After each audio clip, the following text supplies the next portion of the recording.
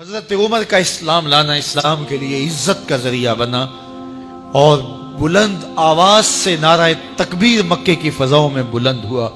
40 مسلمان جب ہو گئے تو پھر میرے رب نے کہا یا ایھا النبی حسبک اللہ، اے نبی تمہارے لیے اللہ کافی ہے، ومن اتبعک من المؤمنین، اور تمہارے لیے اہل ایمان کافی ہے۔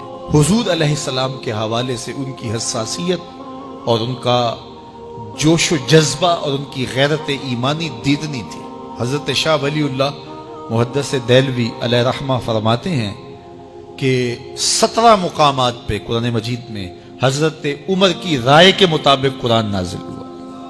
یہ اللہ نے حضرت عمر کو شان عطا فرمایا۔ اور پھر جب حضور علیہ السلام کے وصال کے بعد حضرت عمر سیدنا صدیق اکبر کے وصال کے بعد بھی تخت خلافت پہ بیٹھے، 22,55,000 مربع میل پہ آپ کی حکومت کی حدود پھیل گئی، اور حضرت عمر کی حکومت صرف انسانوں پر نہیں تھی، عمر کی حکومت پانیوں پر بھی تھی، عمر کی حکومت آگ پر بھی تھی، عمر کی حکومت ہواؤں پر بھی تھی، اور عمر کی حکومت دھرتی پر مٹی پر بھی تھی۔ آپ جانتے ہیں کہ مصر کے گورنر نے لکھا کہ یہاں تو عجیب کہانیاں ہیں۔ کیا ہوا؟ کہا کہ دریائے نیل اتنی دیر تک چلتا نہیں جب تک ایک نوجوان لڑکی کو زیورات سے آراستہ کر کے نیل میں ڈالا جاتا ہے، پھر نیل چلتا ہے، اور یہ برسا برس رسم جاری ہے۔ حضرت عمر کے پاس جب یہ پیغام پہنچتا ہے تو حضرت عمر نیل کو خط لکھ رہے ہیں، بسم اللہ الرحمن الرحیم، مصر کے نیل کے نام عمر کا خط، اور آگے لکھتے ہیں اے نیل اگر تو اللہ کے حکم سے چلتا ہے تو چل، ورنہ تیری کوئی ضرورت نہیں ہے۔ اور رکا لکھ کر کاسد کو دیا، جا کے یہ دریائے نیل میں ڈال دو۔ اللہ اکبر، جن کے رکے دریا بھی مانتے ہیں، پانیوں پر بھی حکومت ہے۔ اور نیل میں جب وہ رکا ڈالا گیا، نیل ایسا چلا آج تک کبھی رکا ہی نہیں ہے۔ پانیوں پر حکومت، ہواؤں پہ حکومت۔ مسجد نبوی کا ممبر ہے، عمر خطبہ دے رہے ہیں، عراق کے علاقہ نہاون میں جنگ ہو رہی ہے، مدینے سے 1 مہینے کی مسافت ہے، 1 مہینہ مسلسل چلیں تو نہاون آتا ہے۔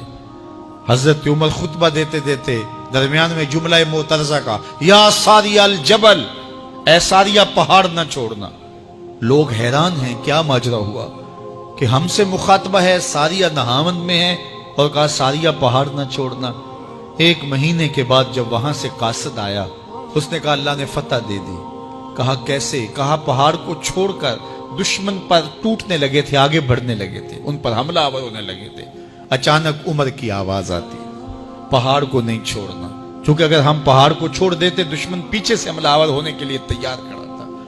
تو کہا بس ہم پہاڑ کو اپنی پشت پہ رکھا، اور اللہ نے اسی دن ہمیں فتح عطا کر دی۔ ہوائیں بھی ان کا پیغام پہنچاتی ہیں، پانی بھی ان کا حکم مانتے ہیں۔ اس زمانے میں فائر بریگیڈ سسٹم نہیں تھا، لیکن ایک آگ بڑھتی آ رہی ہے شہر کی طرف۔ لوگوں نے حضرت عمر کو بتایا، امیر المومنین، آگ پھیلتی آگے بڑھتی چلی آ رہی ہے اور شہر کو اپنے قابو میں لینے والی ہے۔ عمر اپنی چادر اتارتے ہیں اور حضرت تمیم داری کو دیتے ہیں، کہا یہ چادر لے جاؤ اور ایسے ایسے کرو، آگ پیچھے بھاگتی چلی جائے گی۔ تو چادر ہلاتے جاتے ہیں حضرت تمیم داری، اور آگ پیچھے بھاگتی چلی جاتی۔ مٹی بھی حکم مانتی ہے۔ ایک لونڈی کھڑی رو رہی ہے راستے میں، کہا تجھے کیا ہوا؟ کہا ٹھوکر لگی، میرا تیل زمین میں بہہ گیا، میری مالکہ بڑی سخت ہے، وہ مجھے کہے گی تم نے یہ کیا کیا۔